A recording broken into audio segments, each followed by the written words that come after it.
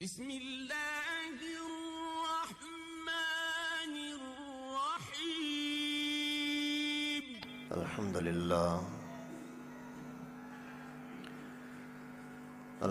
للہ نحمده ونستعینه ونستغفره ونؤمن به ونتوکل علیہ ونعوذ باللہ من شرور انفسنا ومن سیئات اعمالنا من يهده الله فلا مضل له ومن يضلله فلا هادي له وأشهد أن لا إله إلا الله وحده لا شريك له وأشهد أن محمدًا عبده ورسوله أما بعد فأعوذ بالله من الشيطان الرجيم بسم الله الرحمن الرحيم لمسجد أسس على التقوى من أول يوم أحق أن تقوم فيه رجال يحبون أن يتطهروا والله يحب المطهرين صدق الله العلي العظيم وبلغنا رسوله النبي الكريم ونحن على ذلك لمن الشاهدين والشاكرين والحمد لله رب العالمين. محترم دوستو عزیزو، رسول اللہ صلی اللہ علیہ وسلم کی سیرت کا سلسلہ چل رہا ہے. اللہ رب العالمین کے فضل و کرم سے گزشتہ درس کے اندر فتح مکہ کا تذکرہ ہوا، جس مکے سے رسول اللہ صلی اللہ علیہ وسلم کے صحابہ کو تنگ کر کے اور مکے کو چھوڑنے پر مجبور کیا تھا.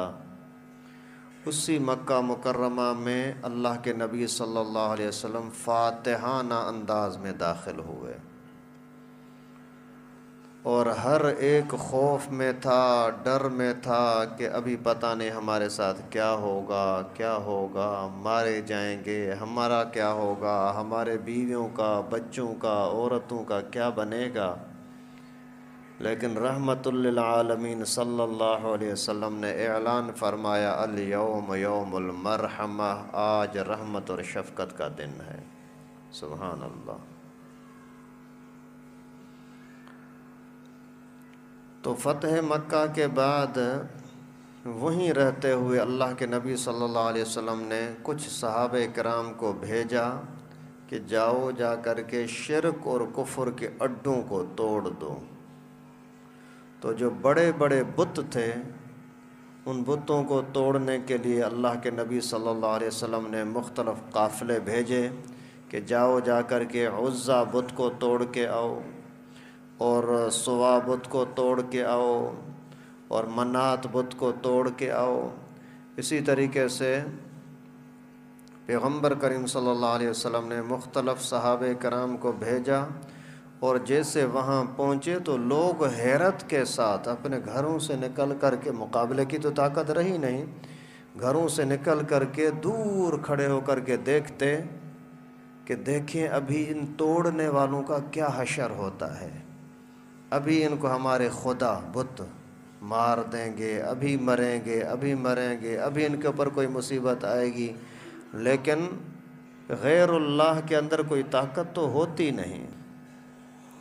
وہ جو اپنے آپ کو نہیں بچا سکتے، اپنے آپ کو بنا نہیں سکتے، وہ دوسروں کو کیا بنائیں گے، کیا بچائیں گے. وہ واقعہ آتا ہے نا، ایک صحابی سے کسی نے پوچھا کہ تو مسلمان کیسے ہوا؟ بولا یار عجیب بات ہے کہ میں اپنے خدا کو اپنے ساتھ لے کر کے جا رہا تھا، ایک جگہ پر مجھے پیشاب کی قضاء حاجت کی ضرورت پڑی، میں نے اپنے بت کو، اپنے سامان کو اور اپنے خدا کو ایک جگہ پر رکھا، تھوڑا سا سائیڈ پر ہوا قضاء حاجت کی، جیسے ہی واپس آیا تو دیکھا کہ میرا خدا تو پورا گھیلا گھیلا لگا پڑا ہے۔ ارے یہ کیا ہو گیا؟ بارش بھی نہیں ہے، پانی کا ماحول بھی نہیں ہے، کہاں سے یہ گھیلا ہو گیا؟ پھر نظر پڑی تو ایک لومڑی سامنے سے دوڑتی جا رہی تھی۔ مجھے یقین ہو گیا کہ اسی پر لومڑی نے پیشاب کیا ہے۔ ابھی آپ اندازہ کریں کہ جو اپنے آپ کو گندے پلیت پانی سے بچا نہیں سکتے، وہ دوسروں کو کیا مشکل کشا بنیں گے؟ لیکن صحابہ کرام نے بڑی جرت کے ساتھ ان کو توڑنا شروع کیا، توڑ توڑ کر کے ریزہ ریزہ کر دیا، بتوں کو توڑ دیا، اور ان کے اوپر جو گنبد بنے ہوئے تھے ان کو توڑ دیا۔ اور اس کے بعد پھر کچھ لوگ وہاں سے بھاگ گئے۔ مکے کی فتح کو دیکھ کر کے ابو جہل کا بیٹا تھا عکرمہ، یہ بھاگ گیا۔ امیہ کا بیٹا تھا صفوان، یہ بھاگ گیا۔ اور زہیر کا بیٹا تھا کعب، یہ بھاگ گیا۔ اسی طرح سے وحشی ابن حرب، حضرت امیر حمزہ کا قاتل وحشی، یہ بھاگ گیا۔ لیکن اللہ تعالیٰ کی قدرت ان کے مقدر میں ہدایت لکھی تھی۔ یہ ابھی سن 8 ہجری ہی کی چیزیں ہیں جو فتح مکہ ہوا تھا۔ تو عکرمہ جب بھاگ گیا، بھاگ کر کے یمن چلا گیا، ان کی بیوی کا نام تھا ام حکیم، اور یہ اس کی کزن تھی ابو جہل کی، یعنی حضرت عکرمہ کے باپ کی بھتیجی تھی، اس کی کزن ہو گئی بس۔ اسی نے اسلام قبول کیا۔ پھر پیغمبر کریم سے عرض کیا کہ اللہ کے رسول میرے شوہر کو بھی معاف کر دیں۔ اللہ کے نبی نے فرمایا ٹھیک ہے، وہ اگر امن کے ساتھ، مقابلے کی نیت سے نہیں، امن کے ساتھ آتا ہے تو اس کو میں نے معافی دی۔ وہ حیران ہو گئی، واقعی آپ نے میرے شوہر کو، عکرمہ کو معاف کر دیا؟ اللہ کے نبی صلی اللہ علیہ وسلم نے فرمایا ہاں۔ اسی ٹائم پر اسی نے وہاں جانے کا انتظام کیا، جا کر کے شوہر سے ملاقات کی یمن کے اندر، اور اس کو معافی کا بتایا۔ حیران ہو کر کے پوچھنے لگا واقعی مجھے محمد نے معاف کیا ہے؟ بولا ہاں معاف کیا ہے۔ شرمندہ ہوا، آ کر کے رسول اللہ صلی اللہ علیہ وسلم سے ملاقات کی، اور پیغمبر کریم بہت خوش ہوئے، خوش ہو کر کے جیسے اس کے ساتھ استقبال کے لیے، ملنے کے لیے آگے بڑھے۔ سردار کا بیٹا ہے اور اسلام قبول کر رہا ہے، تو جیسے آگے بڑھے تو جسم اطہر سے پیغمبر کریم کی چادر ہی نیچے گر گئی، اتنی محبت کے ساتھ جلدی جلدی آگے بڑھے۔ اسی طریقے سے پھر وحشی تھا، تو یہ بھی مکے کے فتح کے دن تو بھاگ گیا، پتہ نہیں مجھے کاٹیں گے، ٹکڑے ٹکڑے کریں گے، جو کچھ میں نے امیر حمزہ کے ساتھ کیا تھا وہی میرے ساتھ ہوگا نا۔ آواز صحیح سمجھ میں آ رہی ہے؟ تھوڑی سی آج بھاری بھاری ہے، اس کا کوئی علاج ہو تو کر لیں۔ وہاں مستورات میں آواز صحیح آ رہی ہے نہیں آ رہی ہے؟ اگر کوئی وہاں سے اطلاع کر دیں۔ تو یہ وحشی بھی طائف کی طرف نکل کر کے چلا گیا۔ پھر ایک موقع پر اس نے چھپ چھپ کر کے رسول اللہ صلی اللہ علیہ وسلم کے آ کر کے دربار میں بیٹھا اور عرض کیا، روایتوں میں آتا ہے کہ چہرہ بھی چھپا کر کے آیا، اور آ کر عرض کیا کہ اللہ کے رسول اگر کوئی بندہ توبہ کرے تو کیا اس کی توبہ قبول ہوتی ہے؟ کیا کوئی بندہ مسلمان ہو جائے تو اس کے گناہ معاف ہوتے ہیں؟ کیا کوئی قاتل ہو، قتل کیا ہو جہالت کے زمانے میں، اور ابھی اگر وہ شرمندہ ہو کر کے مسلمان ہو جائے تو کیا اس کا اسلام قبول ہوگا؟ رسول اللہ صلی اللہ علیہ وسلم نے فرمایا کہ ہاں قبول ہے۔ اس وقت میں اس نے اپنا چہرہ کھول کر کے بولا کہ اللہ کے رسول میں وحشی ہوں اور کلمہ پڑھتا ہوں اور اسلام قبول کرتا ہوں۔ اللہ کے نبی صلی اللہ علیہ وسلم نے اس اتنے بڑے ظلم کرنے والے شخص کا بھی کلمہ قبول کیا، اسلام قبول فرمایا۔ یہ ہے رحمت للعالمین صلی اللہ علیہ وسلم۔ اس کے بعد پھر جیسے ہی مکہ فتح ہوا اور ارد گرد کے سارے شرک اور کفر کے اڈے ٹوٹ گئے، تو پھر کچھ دشمنوں کو اور زیادہ جلن ہوئی، تکلیف ہوئی، تو وہاں حنین ایک جگہ کا نام ہے جو مکہ اور طائف کے درمیان میں ہے، اور اسی کی طرف وہاں کے کچھ سردار تھے لوگ، حوازن قبیلہ اور ثقیف قبیلہ، یہ بڑے جنگجو، جنگی حالات کے بڑے ماہر۔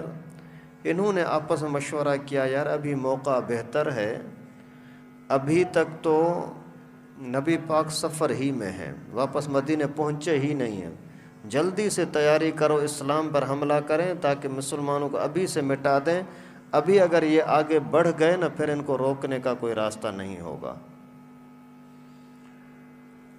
آخر پیغمبر کریم صلی اللہ علیہ وسلم کو جیسے ہی اطلاع ملی تو جلدی سے کچھ لوگوں کو بھیجا کہ جا کر کے معلومات کرو کیا یہ واقعی بات صحیح ہے۔ تو پتہ لگا کہ ہاں واقعی بات صحیح ہے، 20,000 لوگ مل کر کے اسلام کے اوپر، مسلمانوں پر، مکے پر ابھی حملہ کرنے کے لیے تیاری کر رہے ہیں۔ اللہ کے نبی صلی اللہ علیہ وسلم نے بھی اعلان کر دیا کہ چلو ان کے مقابلے کے لیے چلنا ہے۔ ابھی 10,000 وہ بندے تھے جو وہاں سے مدینے سے یہاں آئے تھے، اور یہاں مکے کے لوگ، ان کے اندر بھی اعلان کیا کہ چلو جہاد کے لیے۔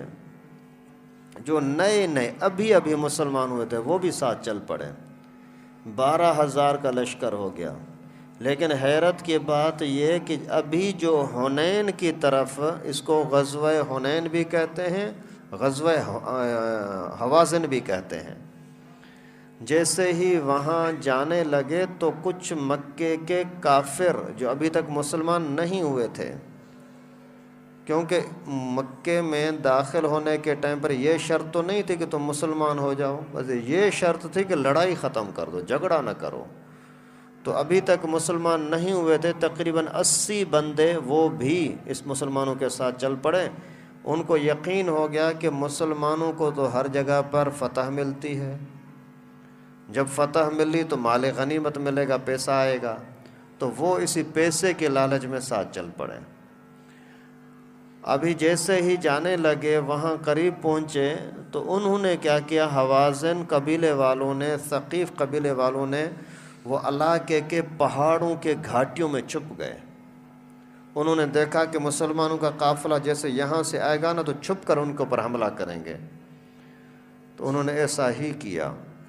جیسے ہی مسلمان آگے بڑھتے آ رہے تھے تو ان ظالموں نے اچانک جو حملہ کیا تو کچھ ہمارے صحابہ شہید ہو گئے، کچھ بیچارے زخمی ہوئے۔ تو وہ جو پیسے کی لالچ میں کافر مشرک آئے تھے، انہوں نے چیخ کر کے بھاگنا شروع کیا، بھاگے واپس۔ جیسے وہ بھاگے تو نئے جو مسلمان ابھی تازہ چند دن پہلے اسلام قبول کیا تھا، وہ بھی بیچارے سی بھگدڑ کے اندر پیچھے بھاگنے لگے۔ جیسے یہ پیچھے ہوئے تو ایک حوصلہ پست ہونے لگا مسلمانوں کا، اور کافر بڑی جرأت کے ساتھ آگے بڑھنے لگے کہ ابھی مسلمانوں کو ہم نے مٹا دیا، بھاگ گئے۔ لیکن اللہ کے نبی صلی اللہ علیہ وسلم اپنے ہاتھ سے خود تلوار لے کر کے باہر میدان میں نکلے، اور حضرت عباس رضی اللہ تعالیٰ عنہ کی آواز بڑی تیز ہوتی تھی، فرمایا چاچا عباس آواز لگاؤ۔ پیغمبر کریم نے اعلان لگا کہ یا للانصار یا للمہاجرین، لوگو ادھر آؤ، مہاجرو انصاریو کہاں جا رہے ہو؟ اتنے میں سارے لوگ الحمدللہ پھر واپس آئے، اور ایسا جرت کے ساتھ آگے حملہ کیا اور کفر کی طرف بھاگے کہ اللہ دوڑے ان کی طرف کہ اللہ کے فضل و کرم سے سارے حوازن والے اور ثقیف والے مشرکین لوگ بھاگنے پر مجبور ہو گئے۔ جیسے ہی بھاگے تو کچھ تو جا کر کے طائف کے بڑا مضبوط قلعہ تھا اس کے اندر چھپ گئے، اور ان کا جو مال تھا، عورتیں تھیں، بچے تھے، یہ سارا کا سارا وہاں چھوڑ کر کے بھاگے۔ اور 24,000 اونٹ، کتنے؟ 24,000 اونٹ، 40,000 بکریاں، اسی طریقے سے یعنی منوں کی تعداد میں چاندی، سونا، نقد پیسے، درہم، دینار، یہ سارے، اور 6,000 انسان قیدی بن گئے۔ اصل میں بات یہ ہوئی کہ انہوں نے دو وجہ سے بچوں کو بھی ساتھ لے آئے، عورتوں کو بھی ساتھ لے آئے، اس لیے کہ وہ سمجھ رہے تھے کہ مسلمان ہمارا مقابلہ نہیں کر سکتے۔ جب یہ مقابلہ نہیں کر سکتے تو جتنے بچے ہوں گے، عورتیں ہوں گے، کچھ نہ کچھ سامان تو مسلمانوں کا چھین لیں گے نا۔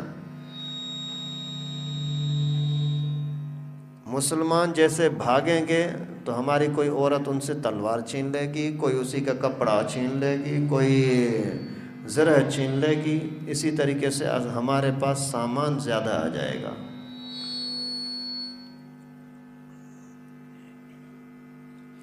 آخر اسی نیت سے انہوں نے عورتوں کو، بچوں کو بھی ساتھ لائے تھے۔ دوسری وجہ، اور درود شریف پڑھ لیں بھائی۔ اللہم صلی علی محمد وعلی آل محمد کما صلیت علی ابراہیم وعلی آل ابراہیم انک حمید مجید۔ اللہم بارک علی محمد وعلی آل محمد کما بارکت علی ابراہیم وعلی آل ابراہیم انک حمید مجید۔ آج لگتا ہے اسپیکر کی نیت خراب ہے۔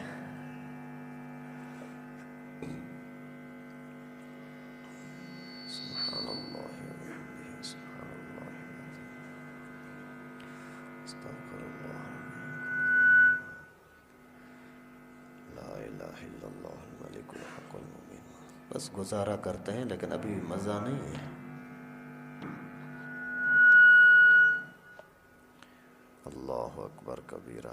آواز تھوڑا سنو کہو سے نا، موٹو تھی وا، تھوڑو سنو ہو جائے نا، جی پہری ہوئی ہو اج الائے کر چھیڑ چھاڑ کے ادھر ظہر میں نا، ان میں کم خراب تھیا۔ اللہ اکبر کبیرہ۔ چلیں بس۔ تو دوسری وجہ علماء نے یہ لکھی ہے کہ وہ سمجھ رہے تھے کہ اگر عورتیں اور بچے سارے کے سارے ہمارے ساتھ ہوں گے تو ہمیں بھاگنے کا موقع نہیں ملے گا۔ اگر مثال کے طور پر مسلمان ہمارے اوپر بھاری ہو گئے، ان کو فتح ہونے لگی، بچے نہیں ہوں گے تو جلدی سے بھاگیں گے۔ اگر بچے ساتھ ہوں گے، عورتیں ساتھ ہوں گے تو کیسے بھاگیں گے؟ بیوی کو چھوڑ کر کے بھاگ جائیں، بچی کو، بیٹی کو چھوڑ کر کے بھاگ جائیں۔ تو اسی حکمت سے انہوں نے بچوں کو، عورتوں کو بھی ساتھ لانا پسند کیا۔ خیر اللہ تعالیٰ کی قدرت یہ ہوئی کہ ان کے اوپر رعب ایسا چھایا کہ انہوں نے عورتوں کو، بچوں کو چھوڑ کر کے، اپنے مال جائیداد سب کچھ چھوڑ کر کے اور بھاگ کر کے طائف کی طرف چلے گئے۔ تو ابھی دو صورتیں سامنے آ گئیں۔ ایک تو اوطاس قبیلے کے کچھ لوگ تھے۔ اچھا، یہاں سے جو مال غنیمت ملا، اللہ کے نبی صلی اللہ علیہ وسلم نے یہ سارا سامان جعرانہ جگہ کی طرف روانہ کر دیا کہ وہاں اس کو جمع کیا جائے، اور کچھ صحابہ کرام کو بھیج دیا کہ آپ اوطاس چلے جائیں۔ تو کچھ صحابہ اوطاس کی طرف گئے۔ اوطاس کا جو سردار تھا وہ بھی اسلام کے خلاف کچھ سازشیں کر رہا تھا، تو پیغمبر کریم نے حضرت ابو عامر اشعری رضی اللہ تعالیٰ عنہ کو بھیجا کہ وہاں کا جو سردار ہے درید، اس کے خلاف جا کر کے مقابلہ کرو۔ تو اسی نے حضرت ابو موسیٰ اشعری رضی اللہ تعالیٰ عنہ کے اوپر حملہ کیا۔ حضرت ابو عامر نے پھر اس کا پیچھا کیا، سردار کو مارا۔ جیسے سردار پہلے تو بھاگا جا رہا، یہ پیچھے سے دوڑ رہے ہیں۔ آخر اسی نے، مسلمان نے، حضرت ابو عامر اشعری نے اسی کو تھوڑا سا تانا دیا کہ ویسے تو بڑا بہادر بنا پھرتا ہے، ابھی مقابلے سے بھاگتا ہے۔ پھر اس کو غیرت آئی، واپس آیا مقابلے کے لیے، مقابلہ ہوا، اللہ کے فضل سے دشمن مارا گیا۔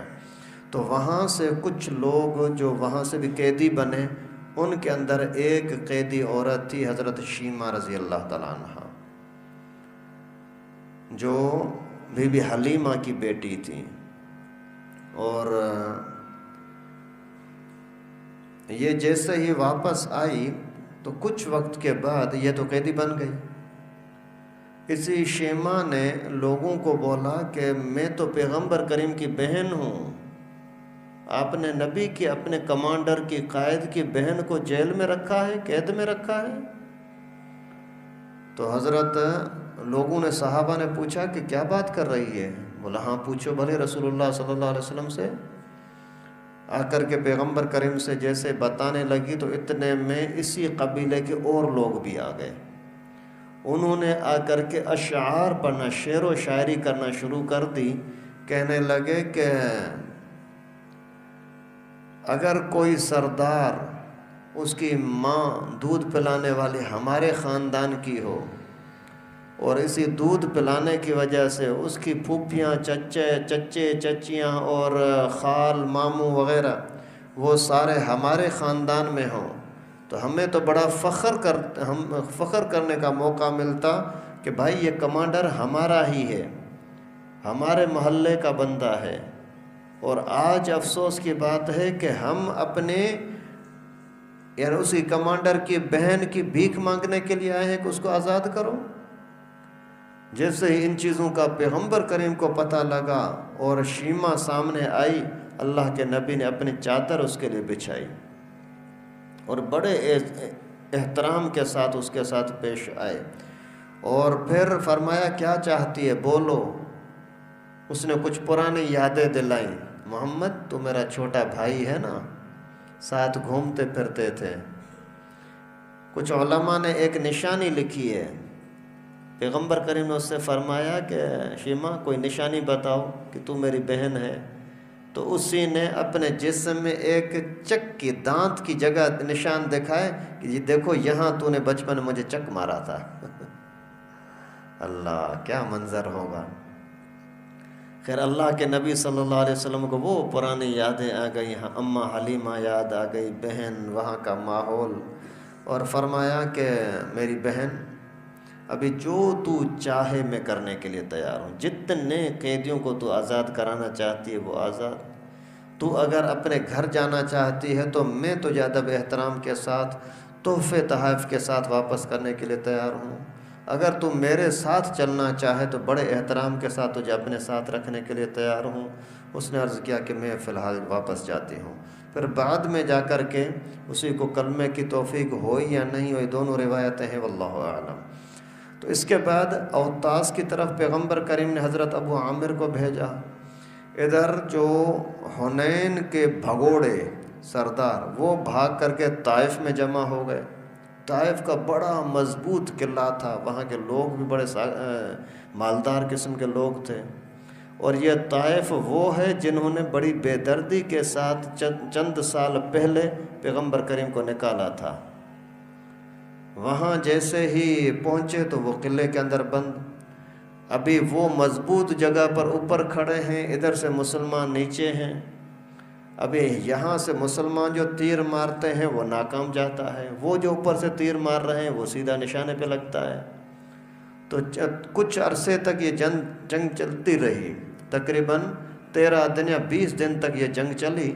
اس کے بعد پھر وہ نکل نہیں رہے تھے، پھر وہاں منجنیق کو استعمال کیا گیا۔ منجنیق ایک طرح کی آج کے زمانے میں یوں سمجھو کہ توپ، اس طرح کی کوئی انہوں نے مشینری بنائی کہ وہ دور سے یوں پتھر پھینکتی تھی اوپر، لیکن اس کے ذریعے سے بھی وہ ان کو نقصان کچھ نہیں ہو رہا تھا۔ پھر صحابی نے پیغمبر کریم صلی اللہ علیہ وسلم سے عرض کیا، حضرت نوفل بن معاویہ نے عرض کیا کہ اللہ کے رسول، لومڑی اپنے بل کے اندر چھپ گئی ہے، ابھی ان کے اوپر رعب تو ہمارا آ گیا جس وجہ سے وہ سامنے نہیں آ رہے، جب چھپ گئے ہیں ہمارا رعب بھی آ گیا ہے اور ان کے پاس سامان وغیرہ سب کچھ اندر موجود ہے، اس وجہ سے ابھی اگر ان کو چھوڑ دیں تو ابھی کوئی نقصان نہیں ہے۔ پیغمبر کریم کو یہ مشورہ پسند آیا، جیسے واپس تشریف لائے، اور چند دنوں کے بعد اللہ کے نبی صلی اللہ علیہ وسلم جب پھر مدینے میں پہنچے تو پھر یہی طائف کے سرداران سارے قوم کے بڑے بڑے آئے، آ کر کے انہوں نے بھی کلمہ پڑھ لیا اور مسلمان ہو گئے، کیونکہ وہ رعب تو آ گیا تھا۔ تو یہاں جیسے ہی اللہ کے نبی صلی اللہ علیہ وسلم واپس پہنچے حنین میں، تو یہاں یعنی حنین والے سامان کو تقسیم کرنے کے لیے جو سامان بھیجا تھا جعرانہ، وہاں پہنچے تو پھر اللہ کے نبی صلی اللہ علیہ وسلم نے سامان تقسیم کرنا شروع کر دیا۔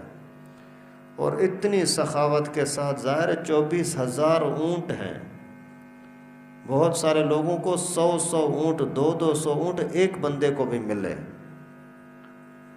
اور پیغمبر کریم نے نئے مسلمانوں کو تھوڑا سا زیادہ دیا، اور جو پرانے ساتھی تھے ان کو کچھ کم ہی دے رہے تھے۔ تو کچھ صحابہ کرام کے دل میں یہ بات آئی، خصوصاً انصار صحابہ جو مدینہ منورہ سے ساتھ آئے تھے، ان کے چھوٹے لوگوں نے آپس میں بولا، یار یہ وہ مشرک مکے کے جو کل تک ہمارے ساتھ لڑ رہے تھے، ابھی تک ہمارے تلواروں سے ان کا خون خشک ہی نہیں ہوا، ان کو اتنا مال دیا جا رہا ہے، ایسا نہیں ہونا چاہیے۔ اس چیز کا پتہ لگا رسول اللہ صلی اللہ علیہ وسلم کو، تو جلدی سے پیغمبر کریم نے حالات پر کنٹرول کرنے کے لیے سرداروں کو بلایا، بھائی ایسی بات ہے؟ انہوں نے بولا کہ ہاں ایسی بات ہے، لیکن کسی بڑے نے نہیں، چھوٹوں نے کی ہے۔ اللہ کے نبی صلی اللہ علیہ وسلم نے ان کو کچھ تسلیاں دی، فرمایا کیا تم پہلے اندھیرے میں نہیں تھے، اللہ تعالیٰ نے تمہیں روشنی بخشی؟ کیا تم جہالت پر نہیں تھے، اللہ تعالیٰ نے تمہیں ہدایت بخشی؟ کیا تم اپنے آخرت برباد کرنے والے نہیں تھے کہ اللہ تعالیٰ نے میرے واسطے سے آپ کو ہدایت بخشی، جنت کا راستہ دکھایا؟ تو وہ ہر چیز میں کہہ رہے تھے بالکل بالکل بے شک۔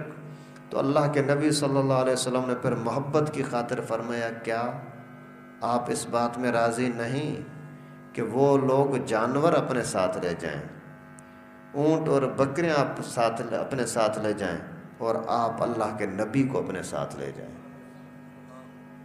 بہت زیادہ خوش ہوئے، بہت زیادہ خوش ہوئے، یہاں تک کہ انصار صحابہ نے فرمایا کہ ہمیں زندگی پر کبھی اتنی خوشی نہیں ہوئی تھی جتنی اس جملے پر خوشی ہوئی کہ لوگوں کو مال ملا، ہمیں نبی ملا۔ اور پھر پیغمبر کریم صلی اللہ علیہ وسلم نے وہاں جیسے ہی سامان تقسیم ہو رہا تھا تو اتنے میں وہاں کے سردار لوگ آ گئے کہ اللہ کے رسول، ہمارے قیدی بہت سارے یہاں ہیں، آپ مہربانی کریں ان قیدیوں کو آزاد کر دیں۔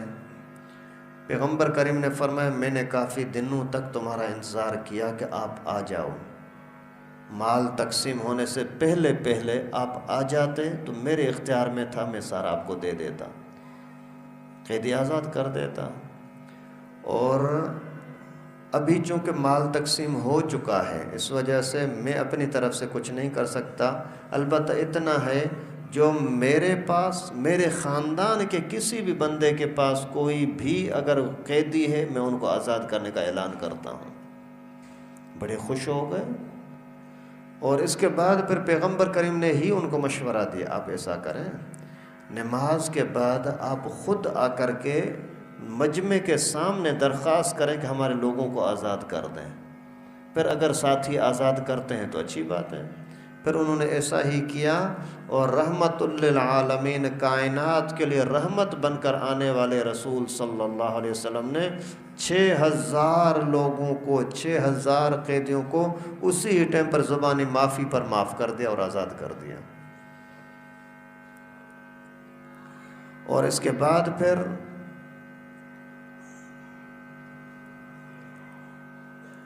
اللہ کے نبی صلی اللہ علیہ وسلم نے ثقیف قبیلے کا ایک سردار تھا، اس کا نام تھا مالک ابن عوف، مالک ابن عوف، اس کی طرف پیغام بھیجا کہ وہ کہاں ہے۔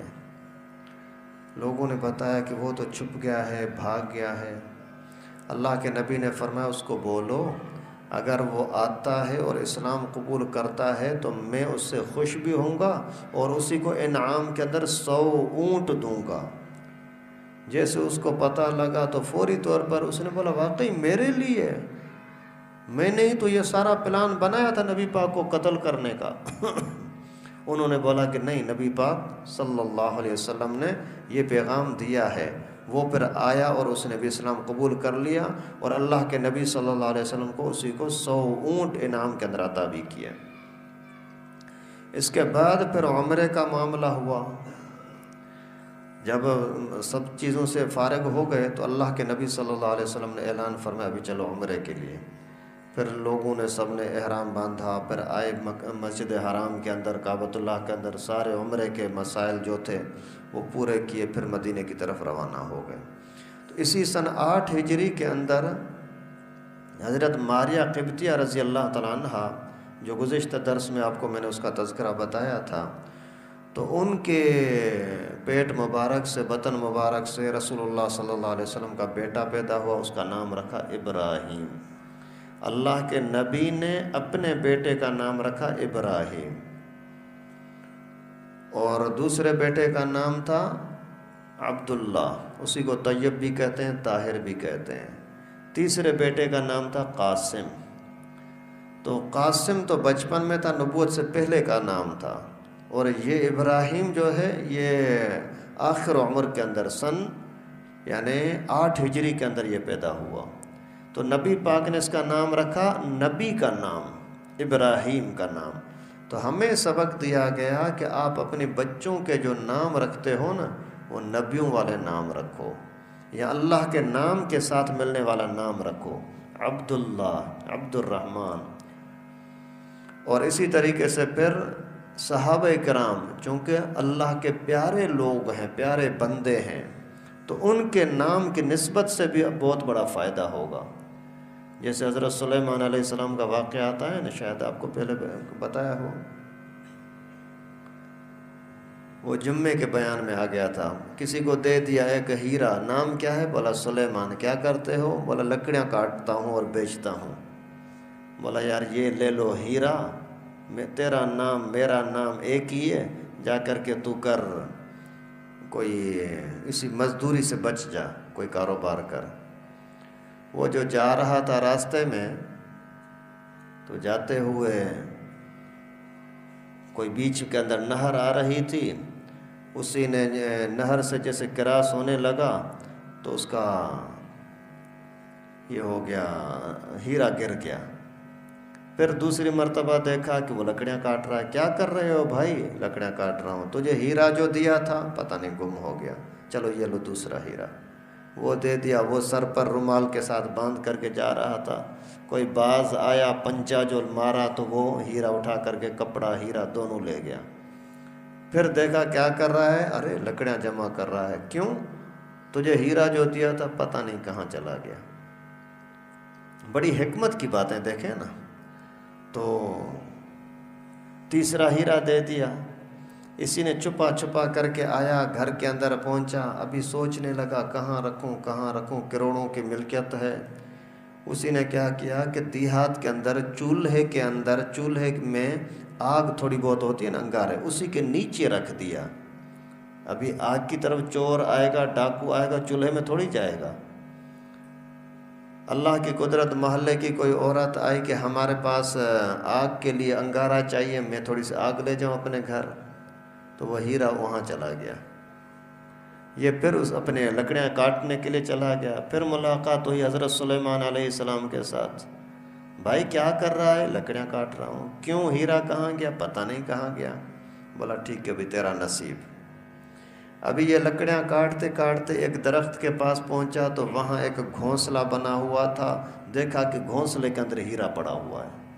واہ واہ! تو پھر آ کر کے مارکیٹ میں بیچا۔ جیسے ہی بیچ کر کے واپس آ رہا تھا تو مچھلی خریدی گھر کے لیے، تو مچھلی کے پیٹ سے دوسرا ہیرا نکلا جو نہر کے اندر گرا تھا۔ پھر جیسے ہی واپس آیا، گھر کے اندر پہنچا تو بیوی نے بتایا کہ یہ محلے سے ایک عورت آئی تھی، اس نے آ کر کے بولا میں جو آپ کے گھر سے انگارہ لے گئی تھی اس کے اندر پتہ نہیں یہ کیا چمکدار پتھر ہے، یہ تو لو اپنا، میرا نہیں ہے۔ تیسرا ہیرا بھی آ گیا۔ تو مقصد یہ تھا کہ وقت سے پہلے نہیں، مقدر سے زیادہ نہیں۔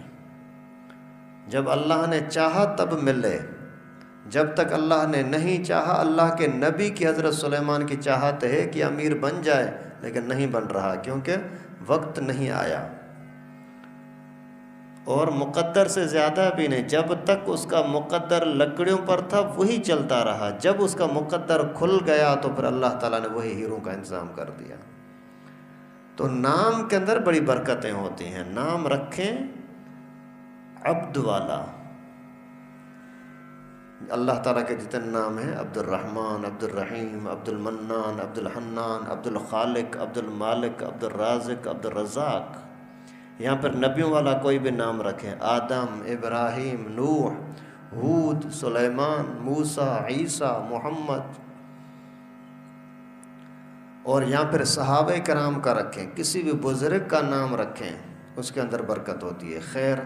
تو پھر اللہ کے نبی کا بیٹے کا ولادت بھی اسی سن 8 ہجری میں ہوئی، لیکن 1.5 سال کے بعد یہ بیچارہ فوت ہو گیا۔ اور پھر پیغمبر کریم صلی اللہ علیہ وسلم کی بیٹی تھی، بڑی بیٹی زینب رضی اللہ تعالیٰ عنہا، اس بیچارے کا انتقال بھی اسی سن 8 ہجری کے اندر ہوا۔ تو اس کے اولاد میں سے ایک بیٹی تھی امامہ، حضرت زینب کی بیٹی تھی امامہ۔ ابھی زینب اور فاطمہ آپس میں بہنیں ہیں۔ فاطمہ رضی اللہ تعالیٰ عنہ نے اپنے شوہر سے، علی سے فرمایا کہ علی، لگتا ہے میرے موت کا وقت قریب ہے، میرے مرنے کے بعد میری بھانجی امامہ کے ساتھ تو شادی کرنا۔ پھر حضرت علی رضی اللہ تعالیٰ عنہ نے حضرت بی بی فاطمہ رضی اللہ تعالیٰ عنہ کی وصیت پر عمل کرتے ہوئے بی بی امامہ کے ساتھ نکاح بھی کیا تھا، شادی بھی کی تھی۔ تو یہ واقعہ بھی اسی سال کا ہوا، اور اسی سال کے اندر وہاں مدینے کے اندر کچھ مہنگائی ہو گئی، یعنی معیشت کی کمزوری کی وجہ سے مہنگائی ہوئی، تو لوگوں نے ہر ایک نے اپنا اپنا ریٹ مقرر کر دیا، بھائی اتنا میں بیچوں گا، اتنے میں بیچوں گا۔ تو اللہ کے نبی صلی اللہ علیہ وسلم نے اعلان فرمایا، لا تسعروا، ریٹ اپنی طرف سے مقرر نہ کرو، ان اللہ هو المسعر، اللہ تعالیٰ ہی کی طرف ہے ریٹ، کشادگی کرے، تنگی کرے، کم کرے کسی چیز کو، زیادہ کرے، یہ اللہ کے ہاتھ میں ہے۔ اس وجہ سے آپ اپنے مناسب نفع کے ساتھ بیچو، کسی پر ظلم نہ کرو۔ آج کل جو یہ مارکیٹوں کے اندر کرتے ہیں نا، جو چیز انہوں نے 10 دن پہلے خریدی ہوئی ہے اور وہ اپنے نفع کے ساتھ 1000 روپے کے مثال کے طور پر اپنے نفع کے ساتھ یہ 1100 روپے کی بیچ سکتے تھے، لیکن ابھی اچانک مارکیٹ کا ریٹ بڑھ گیا، 1500 روپے کی ہو گئی، تو یہ لوگ بھی اپنی چیز 1500 کی بیچتے ہیں، یہ ناجائز ہے۔ کیوں؟ اس لیے کہ یہ اسی دوسروں کے ریٹ پر چلنے لگے، لوگوں کا خون چوسنے لگے، جبکہ آپ کو نفع تو 1100 میں بھی تو ہو رہا ہے۔ پرسوں میں کل رات کو شام کو وہاں سے آ رہا تھا خیرپور ناتن شاہ سے، اپنے مدرسے کے لیے کچھ سامان وغیرہ چاہیے تھا، تو میں نے اس کو بولا کہ پائپ چاہیے، اس نے بولا کہ 42 روپے کا ہے، بولا آج کا ریٹ 42 کا ہے۔ میں نے بولا بھائی آپ آج کے ریٹ کو چھوڑو، آج جو بڑی سطح پر جو ریٹ مقرر کیا اس کو چھوڑ دو، آپ کے پاس 5-10 دن پہلے کا ہے، اس کے حساب سے نفع کے ساتھ جو بیچنا چاہتے ہو وہ بیچو نا۔ اپنے اوپر بھی ظلم کر رہے ہو، یعنی گناہ گار بنا رہے اپنے آپ کو، اور میرے ساتھ بھی ناانصافی کر رہے ہو۔ اس نے بولا نہیں مارکیٹ کے ساتھ چلنا ہے، یہ وہ، خیر پھر تو اس نے بات کو مان لیا، لیکن لوگوں کو اس مسئلے کا پتہ ہی نہیں ہے، تو بولتے ہیں مارکیٹ کے ساتھ چلنا ہے۔ مارکیٹ کے ساتھ چلنا ضروری نہیں ہے، اپنے نفع کے ساتھ آپ دیکھیں کہ مجھے روزی مل رہی ہے، بسم اللہ۔ اور اسی سال عبد القیس کا ایک وفد آیا، جیسے ہی وفد آیا اسلام قبول کرنے کے لیے، تو رسول اللہ صلی اللہ علیہ وسلم کو بڑی خوشی ہوئی اور ان کا استقبال کیا۔ کل انہوں نے کلمہ پڑھ لیا، جیسے جانے لگے تو اللہ کے نبی نے ان کو کچھ تحفے تحائف دے دیے۔ یہ بھی سنت طریقہ ہے، کوئی مہمان آپ کے پاس آ جائے جتنے قدر ہو سکے اس کو تحفہ تحائف دیا کریں۔ جیسے ایک واقعہ آتا ہے کہ ایک دیہاتی صحابی آتا تھا، جب بھی آئے پیغمبر کریم کے پاس تو دیہات سے کچھ فروٹ وغیرہ، سبزیاں، فروٹ وہ آ کر کے پیغمبر کریم کی خدمت میں پیش کرتا تھا، اور جب وہ جانے لگتا تھا تو اللہ کے نبی اسی کو پھر شہر کی کوئی چیز، عطر، خوشبو، کپڑے، اس طرح کی چیز اس کو ہدیے میں دے کرتے تھے۔ ایک مرتبہ ایسا ہوا کہ وہ صحابی اپنے سر پر ٹوکری رکھ کر کے اور چیزیں وہ فروٹ وغیرہ بیچنے کے لیے جا رہا تھا۔ اللہ کے نبی صلی اللہ علیہ وسلم نے پیچھے سے آ کر کے اس کے دونوں ہاتھ اوپر ٹوکری میں ہیں، اللہ کے نبی نے بغل کے نیچے سے ہاتھ دونوں اپنے اس کے اندر کر کے اس کے آنکھوں پر ہاتھ رکھ کر کے اور فرمایا کہ کون اس غلام کو خریدے گا؟ اللہ اکبر، کون اس غلام کو خریدے گا؟ وہ صحابی کہتا ہے مجھے تو اتنا مزہ آیا، اتنا مزہ آیا پیغمبر کریم کا میرے ساتھ ایسا مذاق کرنا۔ تو جیسے اللہ کے نبی پیچھے تھے نا، تو میں نے اپنے پیٹھ کو پیچھے زور لگایا تاکہ اللہ کے نبی کے سینے کے ساتھ میرا جسم اچھی طرح سے ٹچ ہو جائے، تاکہ قیامت کے دن اللہ کے نبی کی محبت مجھے جنت میں لے جانے کا سبب بن جائے گی۔ تو اس صحابی نے عرض کیا کہ اللہ کے رسول، اس نکمے غلام کو کون خریدے گا؟ اللہ کے نبی نے فرمایا کہ اس غلام کو کون خریدے گا؟ اس نے عرض کیا اللہ کے رسول، اس نکمے غلام کو کون خریدے گا؟ تو اللہ کے نبی صلی اللہ علیہ وسلم نے فرمایا لوگوں کی نظر میں بھلے تیری قیمت نہ ہو، لیکن اللہ کی نظر میں تیری بڑی قیمت ہے۔ اور اسی ہی سال علماء نے لکھا ہے کہ رسول اللہ صلی اللہ علیہ وسلم جو ممبر نہیں تھا مسجد کے اندر، مسجد نبوی میں جب ممبر نہیں تھا تو پیغمبر کریم ایک وہ بنا ہوا تھا، کوئی تنا تھا کجی کا، کھجور کا، اسی پر ٹیک لگا کر کے خطبہ دیا کرتے تھے۔ ایک عورت کو محبت ہوئی کہ پیغمبر کریم تنے پر ہیں، اچھا نہیں لگتا، اسی نے بڑا آرڈر پر بڑا قیمتی ایک ممبر بنا کر کے رسول اللہ صلی اللہ علیہ وسلم کے لیے تیار کرایا۔ تو یہ بھی اسی سال کا ہی واقعہ ہے۔ تو جیسے ہی پیغمبر کریم اسی ممبر پر آ کر کے بیان کرنے لگے تو وہ تنا رونے لگا، اللہ اکبر، تنا رونے لگا۔ اور جس طرح سے باقاعدہ بچہ روتا ہے اس طرح پیغمبر کریم سے شکایت کرنے لگا، اللہ کے رسول آپ کس بات پر مجھ سے ناراض ہوئے کہ مجھے چھوڑ کر کے وہاں چلے گئے؟ اللہ کے نبی صلی اللہ علیہ وسلم نے اسی طرح سے اس کے ساتھ پیار محبت کی اور تھپکی دی، جیسے روتے ہوئے بچے کو تھپکی دے کر کے اور اس کو خاموش کیا جاتا ہے۔ پھر اسی کو تسلی دی کہ کیا تو اس میں راضی نہیں ہے کہ قیامت میں جنت میں تو میرے ساتھ رہے گا؟ پھر بڑا خوش ہو گیا الحمدللہ۔ اور اس کے بعد یہ تھے مختصر واقعات سن 8 ہجری کے۔ اس کے بعد پھر سن 9 ہجری کے اندر اللہ کے نبی صلی اللہ علیہ وسلم نے جہاں جہاں اسلامی حکومت قائم ہو گئی وہاں کے لیے عامل مقرر فرمائے۔ بنو تمیم کے لیے حضرت عیینہ تھا اور مزینہ قبیلے کے لیے حضرت عباد، اس طریقے سے تقریباً مختلف قبائل کی طرف اللہ کے نبی صلی اللہ علیہ وسلم نے یہ بھیج دیے، یعنی قوم کی طرف سردار بھیج دیے۔ اسی طریقے سے پھر ایک ربیع الاول کے سن 9 ہجری کے ربیع الاول کے مہینے میں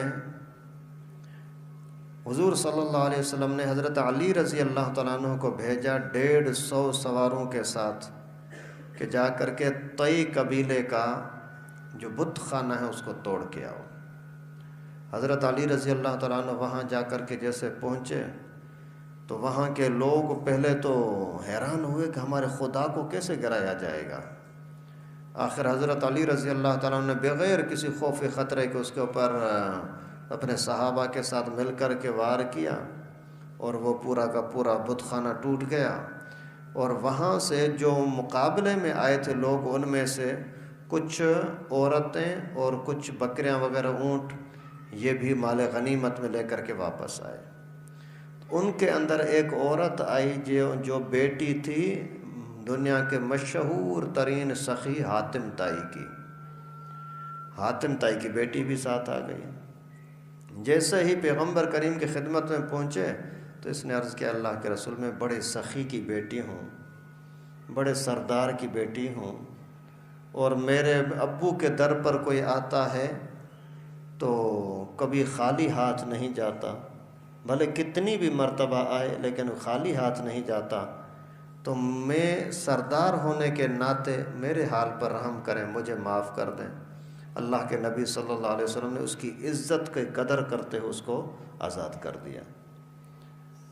جیسے جانے لگی تو اس نے عرض کیا کہ اللہ کے رسول میرا بھائی ہے عدی، وہ بھی لڑائی کے خوف سے بھاگ گیا تھا، اگر آپ اس کو معاف کر دیں تو میں اس کو بھی لے آؤں۔ پیغمبر کریم نے فرمایا ٹھیک ہے، تو اس کو بھی معافی ہے۔ جیسے ہی گئی جا کر کے ڈھونڈ کر کے اپنے بھائی سے عدی اس سے ملاقات کر کے اس کو بولا کہ میں نے اللہ کے نبی سے تیرے لیے امان لیا ہے، آ جاؤ تیرے لیے امن ہے۔ حیران ہو گیا، واقعی مجھے معاف کر دیا؟ بولا ہاں معاف کر دیا۔ پھر اس نے کچھ پیغمبر کریم کی خصوصیتیں، عادتیں اور اخلاق وغیرہ اس طرح کی چیزیں ان کو بتائیں، تو وہ بہت ہی مطمئن ہوا اور آگے رسول اللہ صلی اللہ علیہ وسلم کی خدمت میں آ کر کے اس نے بھی اسلام قبول کر لیا الحمدللہ۔ اور اس کے بعد پھر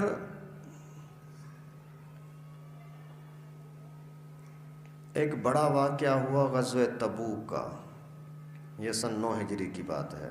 اللہ کے نبی صلی اللہ علیہ وسلم کا یہ آخری غزوہ تھا، اس کے بعد کوئی غزوہ نہیں کیا۔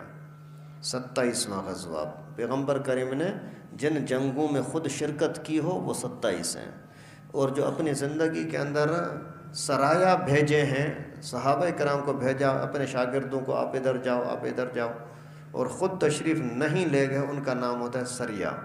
تو سریے تقریباً 56 ہوئے نبی پاک کی زندگی میں، اور غزوات 27 ہیں۔ یہ آخری غزوہ تھا تبوک کا۔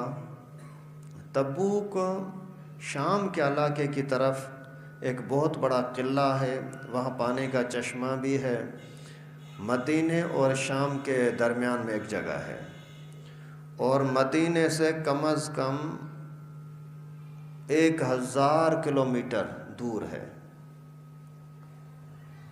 اور یہاں جانے کا مقصد یہ ہوا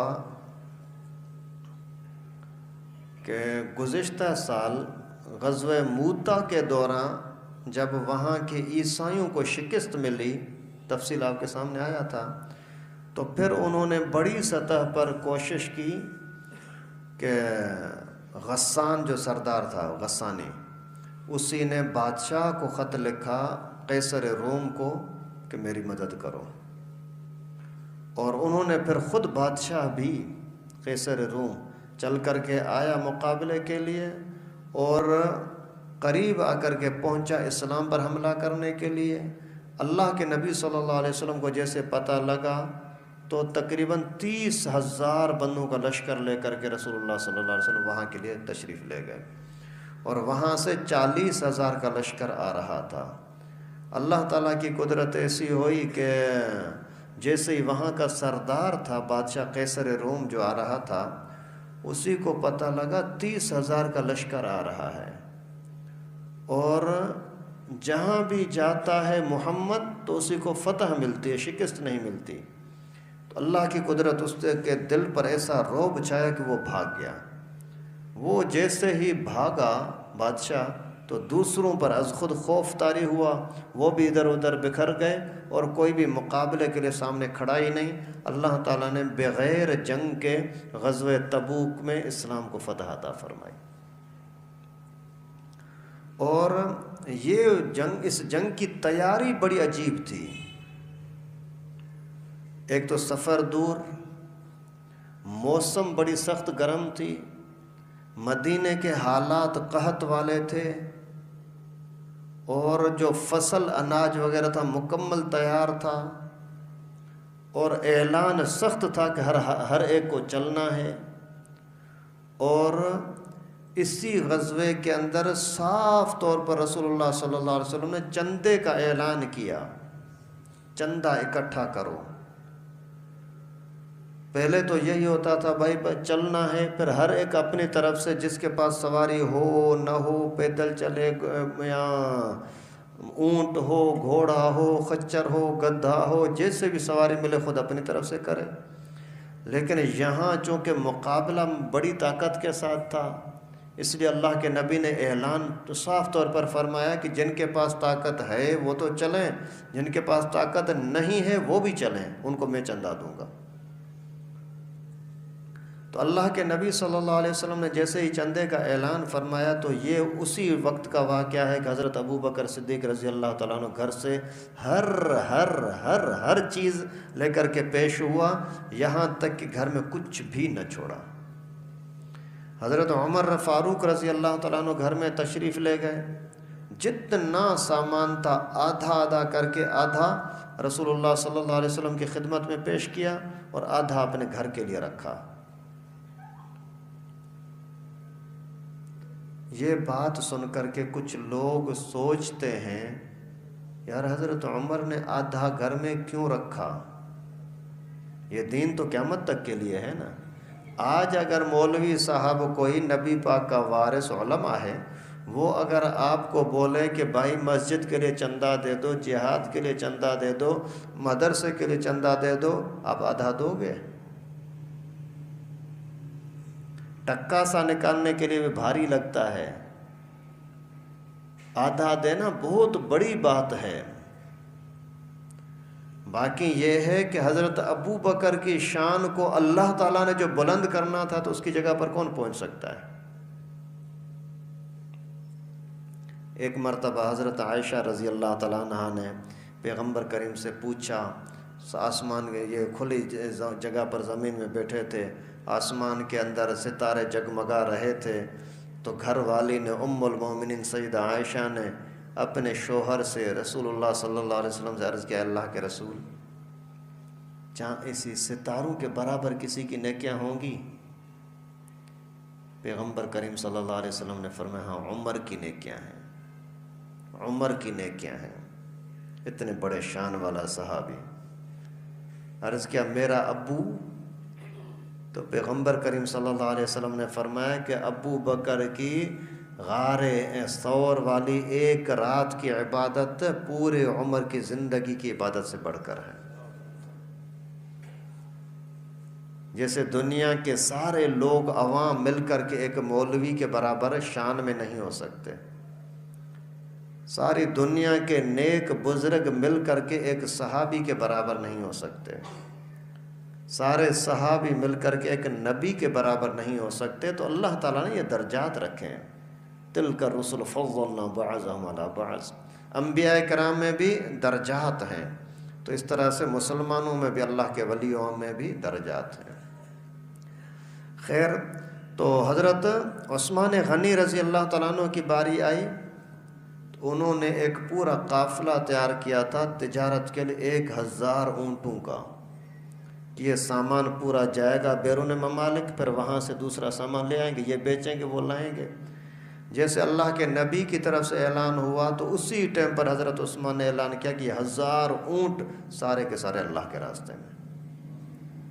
سمجھ رہے ہو بھائی؟ 1000 اونٹ سامان کے ساتھ، ایک اونٹ اگر 3 لاکھ روپے کا ہے تو 100 اونٹوں کے کتنے بن گئے؟ 3 کروڑ۔ تو 1000 اونٹوں کے کتنے اربوں روپے بن گئے نا۔ ایک حضرت عثمان کا چندہ، اور 70 گھوڑے دیے، اور 1000 اشرفیاں سونے کے سکے، اور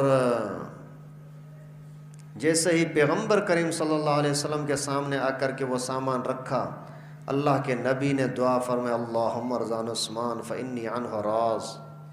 اے اللہ تو عثمان سے راضی ہو جا، میں بھی عثمان سے راضی ہوں۔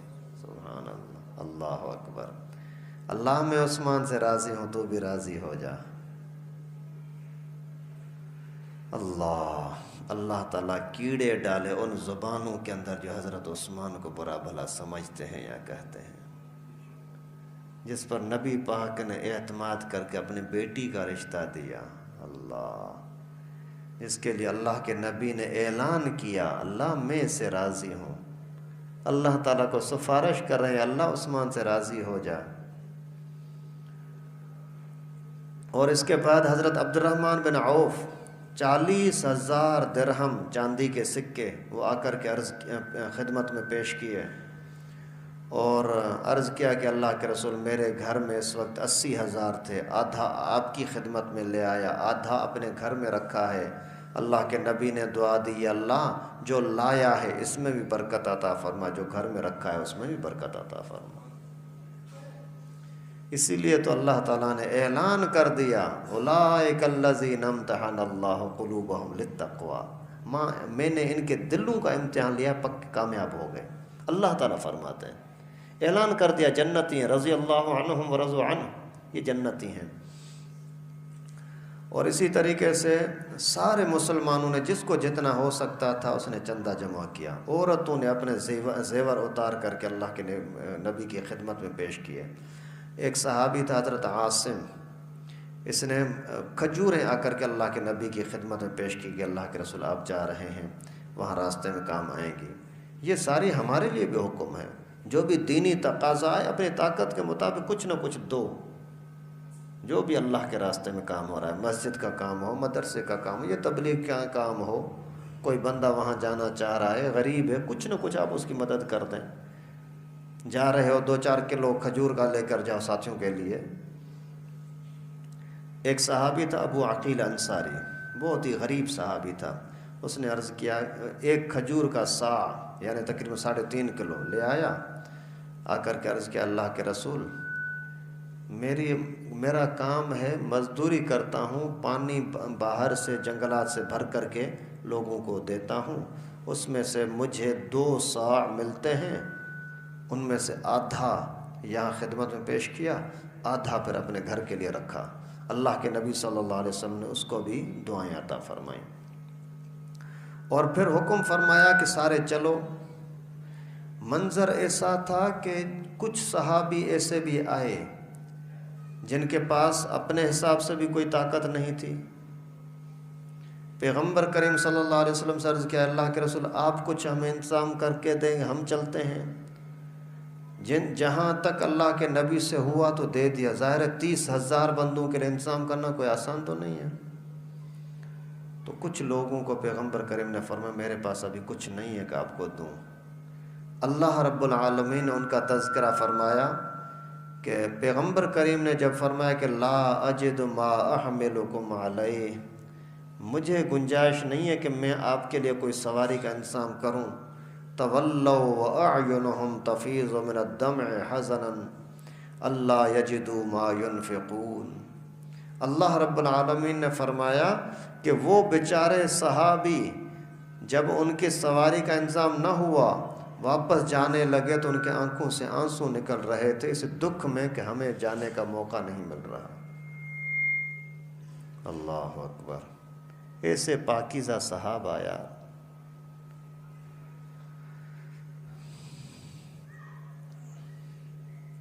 جیسے ہی جانے لگے تو اللہ کے نبی نے حضرت علی کو فرمایا کہ تو یہاں ٹھہر، میرے گھرانے کا انتظام کرنا۔ حضرت علی رضی اللہ تعالیٰ عنہ کی آنکھوں میں آنسو آ گئے، اللہ کے رسول مجھے بچوں میں چھوڑ کر جا رہے ہیں، میں یہاں رہوں، آپ جا رہے ہیں وہاں جہاد کے لیے، اور اتنے سارے جا رہے ہیں، مجھے آپ چھوڑتے ہیں؟ تو پیغمبر کریم صلی اللہ علیہ وسلم نے فرمایا الا ترضى ان تكون منی بمنزلۃ ہارون من موسیٰ، علی تو اس میں راضی نہیں ہے؟ جیسے موسیٰ کا بھائی ہارون تھا، موسیٰ اللہ تعالیٰ کے ساتھ ملاقات کے لیے گیا تو ہارون کو اپنے خاندان میں چھوڑ کر کے گیا تھا، میں تجھے اسی کی طرح چھوڑ کر کے جا رہا ہوں، لیکن یہ بات سنو، لا نبی بعدی، میرے بعد نبوت کا سلسلہ بندے کوئی نبی نہیں بننا۔ ایسا نہ ہو کہ بعد میں جا کر کے شیعہ لوگ کہنے لگیں کہ حضرت علی تو بھائی نبی سے بھی بڑھ کر ہے، نعوذ باللہ ثم نعوذ باللہ۔ اگر کوئی بھی آج کل بھی کچھ شیعوں کا یہ عقیدہ ہے، وہ کہتے ہیں کہ حضرت علی نبی سے بڑھ کر ہے، جو شیعہ جو بھی مسلمان یہ عقیدہ رکھے کہ حضرت علی کی شان نبی پاک سے زیادہ ہے، یہ کافر ہے، کیونکہ حضرت علی تو مقتدی ہیں، امام ہیں، شاگرد ہیں، امام کے مقتدی ہیں، شاگرد ہیں، امام رسول اللہ صلی اللہ علیہ وسلم ہیں۔ اور پھر اللہ کے نبی صلی اللہ علیہ وسلم وہاں سے جیسے آگے جانے لگے تو راستے کے اندر ایک جگہ کے اوپر پانی کی ضرورت پڑی، تو پانی بہت کم تھا، اور پھر وہاں اللہ کے نبی صلی اللہ علیہ وسلم نے پانی منگایا اور تھوڑا سا پانی کے اندر انگلیاں ڈال کر کے اور وہ پانی کنویں کے اندر ڈال دیا، اپنے منہ مبارک کی لعاب بھی پانی کے اندر ڈالی، اللہ کے فضل سے پورا اسی کنویں سے، چھوٹے سے کنویں سے چشمہ پانی کا ابل پڑا۔ یہ رسول اللہ صلی اللہ علیہ وسلم کا معجزہ تھا۔ اور ایک موقع پر وہاں جاتے ہوئے اللہ کے نبی صلی اللہ علیہ وسلم پوچھ رہے تھے کہ ابو ذر غفاری نظر نہیں آ رہا، کیوں؟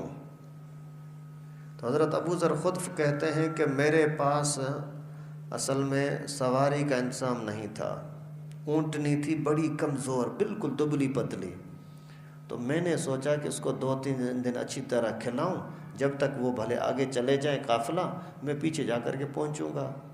کچھ کھلایا پلایا، اور اللہ کی قدرت، میں جیسے ہی پھر اسی پر سوار ہو کر کے آگے بڑھا تو وہ اور زیادہ کمزور ہو گئی، چل نہیں سکتی تھی۔ اونٹنی کو راستے میں چھوڑا، پیدل اپنا سامان اپنے کندھے پر رکھا، اکیلا چل پڑا۔ چلتے چلتے چلتے جا کر کے رسول اللہ صلی اللہ علیہ وسلم کے قافلے سے ملا، تو پیغمبر کریم نے مسکرا کر کے اور فرمایا کہ ابو ذر، تو دنیا میں رہتا بھی اکیلا ہے، چلتا بھی اکیلا ہے، تیری وفات بھی اکیلے میں ہی ہوگی۔ اور ہوا بھی ایسا، جب حضرت ابو ذر غفاری کے وفات کا وقت آیا تو بالکل جنگل کے اندر ایک جگہ پر رہتے تھے، صرف بیوی اور ایک خادم تھا بس۔ جیسے وفات کا ٹائم ہوا تو گھر والی سے فرمایا کہ میرے مرنے کے بعد مجھے غسل دلا کر کے اور راستے کے پاس چھوڑ دینا، پھر وہاں سے جو بھی قافلے والے آئیں گے ان کو بول دینا کہ ابو ذر کی لاش ہے، وہ خود ہی جنازہ پڑھیں گے۔ پھر ایسا ہی ہوا تھا۔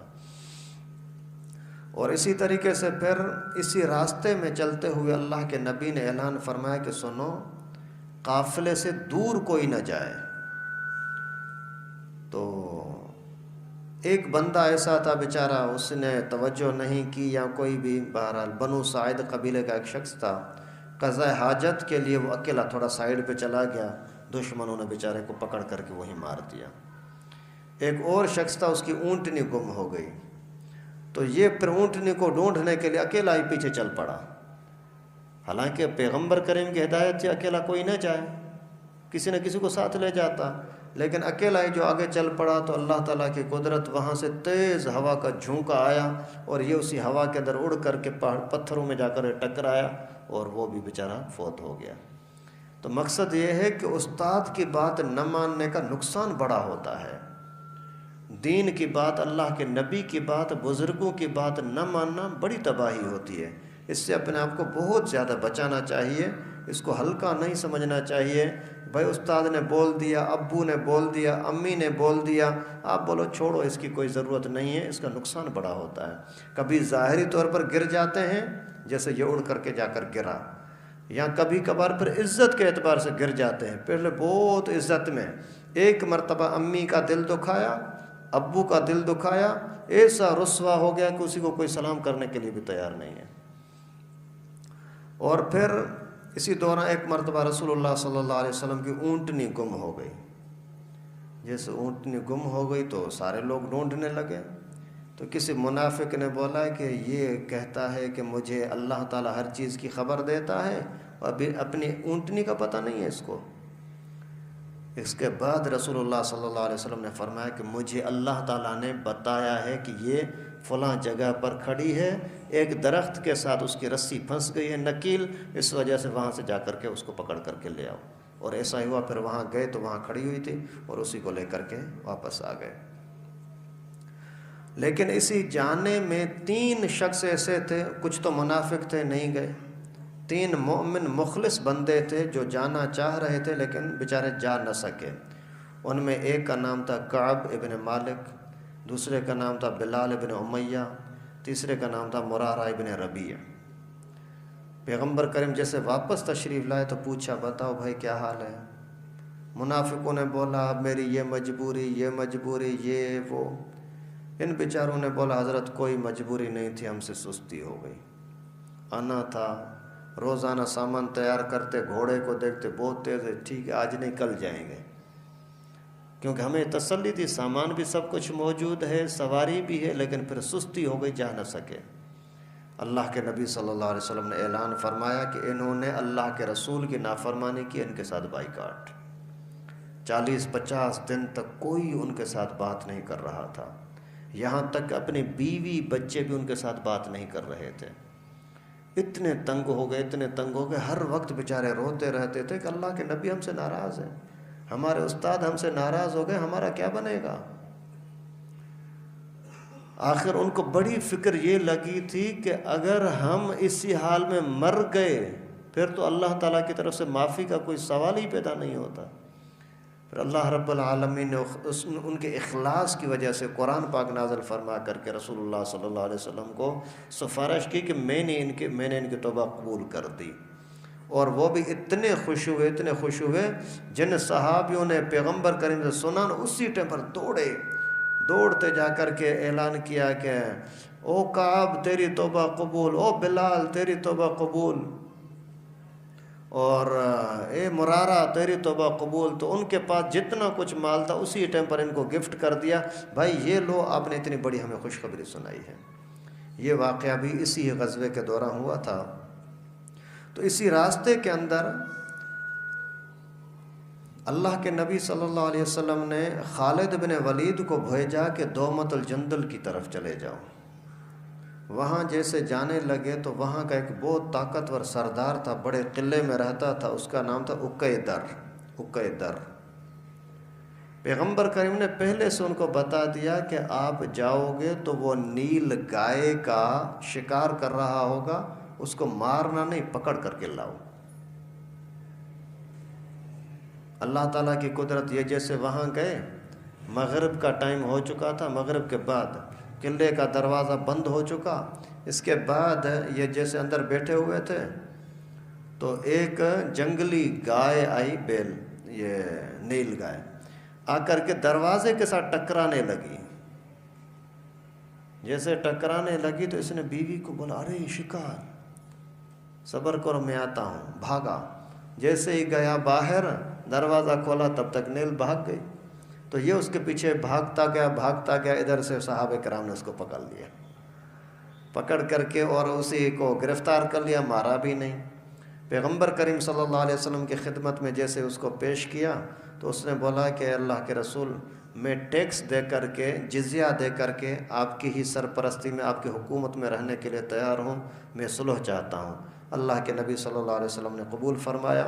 پھر 2000 اونٹ اور 800 گھوڑے، اس طریقے سے کچھ زرہیں وغیرہ یہ دے کر کے، اور اس نے بھی مصالحت کر دی اور مقابلہ نہیں کیا۔ اسی کے بعد پھر واپسی میں جیسے ہی اللہ کے نبی صلی اللہ علیہ وسلم واپس پہنچے تو مسجد زرار کا واقعہ سامنے آیا۔ یہ پھر انشاءاللہ العزیز اگلے درس میں اللہ رب العالمین سے دعا ہے کہ اللہ تعالی ہم سب کو سیرت کے واقعات اور پیغمبر کریم صلی اللہ علیہ وسلم کے عادات، اخلاق وغیرہ کو اپنانے کی توفیق